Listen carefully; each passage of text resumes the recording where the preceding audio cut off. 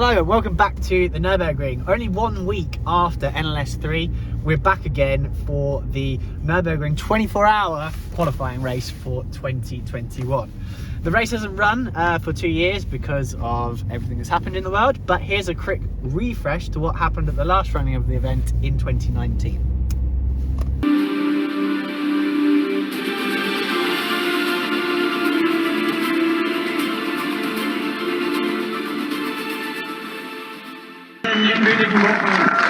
Come on!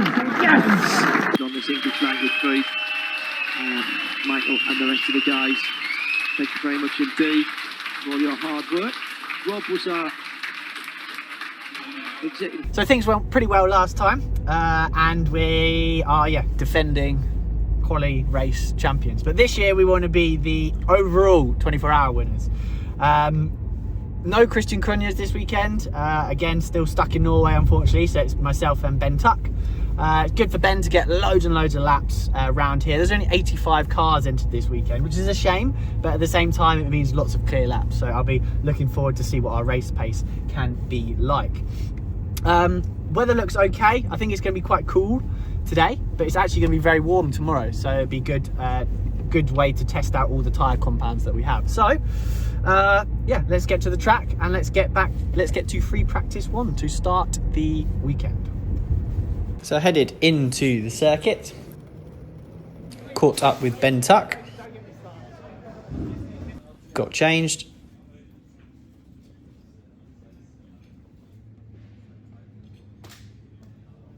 headed to the garage, last minute hydration and see the other boys. Quick stretch, suit up, see Mark, the Yokohama engineer, jump in the car, get going for free practice 1, drive fast on 1 set of tyres, get some new tyres, drive fast again, end of free practice, talk to Stefan, the BMW engineer, then go with Ben to talk with Max in the office to debrief the session. The important part, eating, salad and pasta for lunch, bit of data analysis with Ben and video, and then dinner before night practice, which was qualifying 1. Session done for me, P4 at the time, swap over to Ben, come and look at the sector times, study the sector times some more and speak to Stefan, the BMW engineer again, then get ready to go out at the end of the session, send it into the sunset,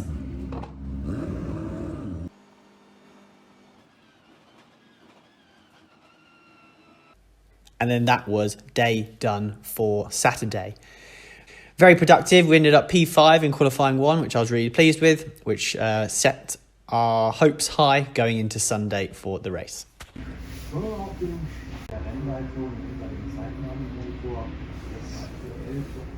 So it's the Sunday of the qualifying race now, and it's Quali 2, which is effectively a free practice session, but I should be out in the car now, but I'm stuck here. And as you saw from the screen up there, technical issues, not with the camera, but unfortunately with the car. So the master switch is off. I hope it's on the back of a tow truck at the moment, being brought back to the pits. It looks like we had a drive shaft issue, which is happened on Ben's first lap. He's just got down to Breitscheid.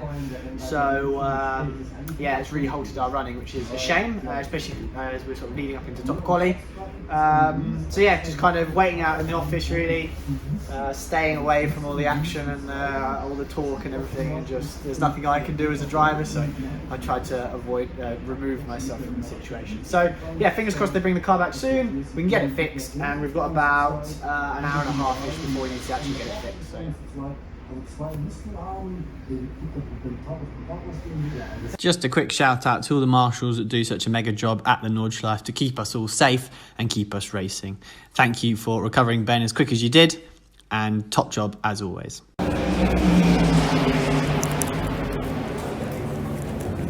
So, car was fixed. Ben's managed to do a Nordschleife lap to confirm everything's okay. So, we're straight into top qualifying now. So, good job by the team. Well done, boys.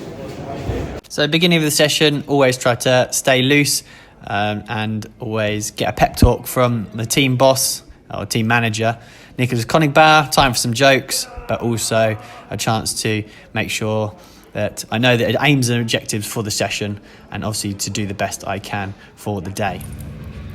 Top 30 qualifying is a simulated shootout of 30 GT3 cars only.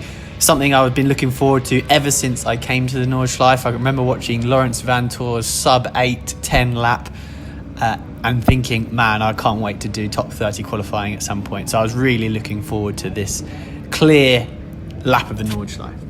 However, they didn't really live up to my expectations, as I was only able to put in an 8-minute 21, which is about 5 seconds off the pace. The car didn't feel drastically wrong. I didn't think I did that much wrong, but I was pretty disappointed after the result and ended up 22nd, which is really not where I want to be.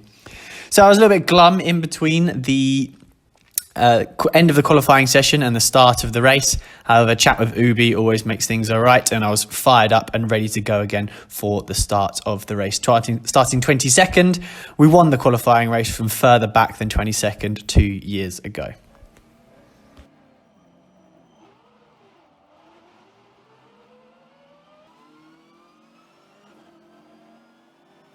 So I managed to get a decent launch off of the start. Still managed to get out-dragged into turn 1 though.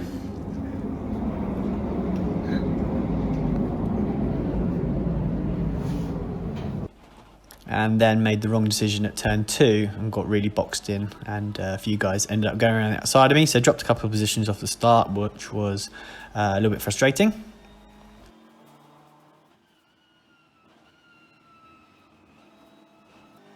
But managed to make one of those back through the GP circuit.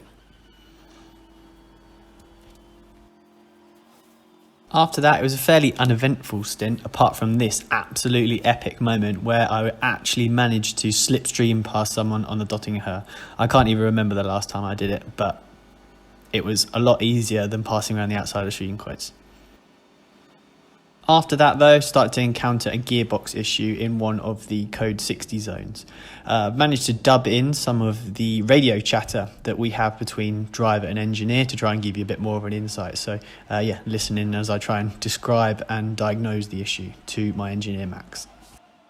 I'm just getting a full picture from the first gear, so I'm going to have to run code 60 minutes.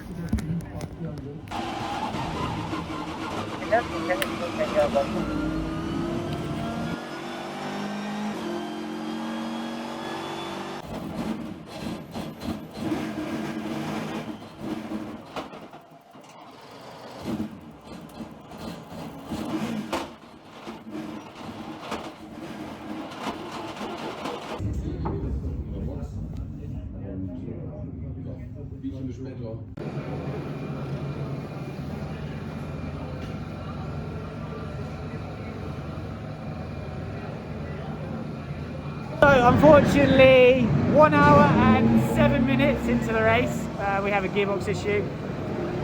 So it started in first gear and then second and third. So I ended up driving the final 2 laps in 4th, 5th and 6th gear. So it doesn't make much sense to continue. So the guys are going to change the gearbox. It's still a long time until the end of the race. And then we just treat this race as a test session, unfortunately. So it's a shame, but I'm glad it happens in this race and not in 4 weeks' time. Mid-race update. Gearbox has been changed in about half an hour, 45 minutes or so, something like that. And Ben's back out to do a double stint to get his mileage up and keep building his experience in the race. I think I'll probably have a go at the end of the race to do some sort of setup runs, but unfortunately that's all we're going to be able to get out of the race so far. So with about an hour and a half remaining of the race, I jumped back in just to do a setup run and also a tyre run as well. Again, just to maximise the mileage that we had, as this was the last opportunity we would drive before the 24 hours.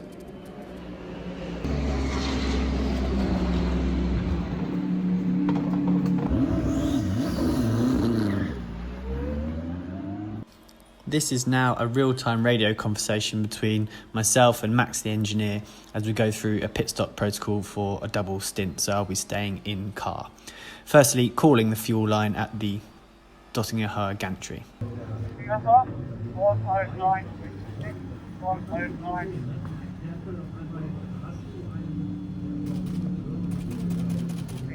Copy, if you want to drop it left, confirm. Stop, back.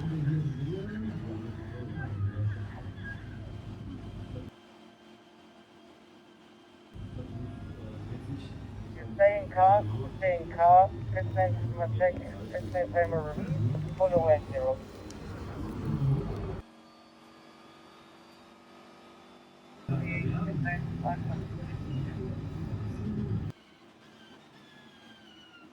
We normally keep the radio chatter to the Dottinger because obviously there's not really too much the driver is doing at that point. However, lots can happen on the Dottinger, like that code 120 zone, like that traffic, before then diving into the pit lane. So you really are multitasking, even though you're just chilling on the Dottinger at 260 kilometers an hour.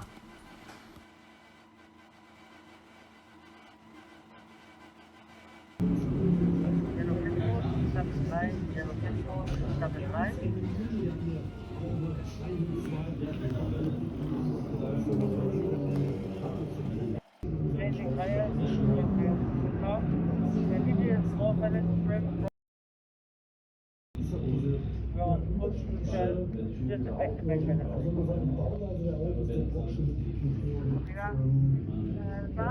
It's really okay, but it's lack of like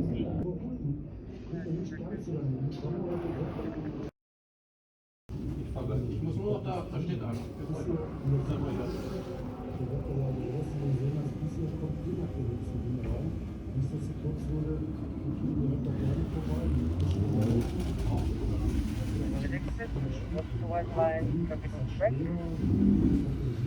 After staying in car for another 3 laps, we then boxed, did one last pit lane timer check, and then called that a day to finish the race about 15 minutes before the end of the race.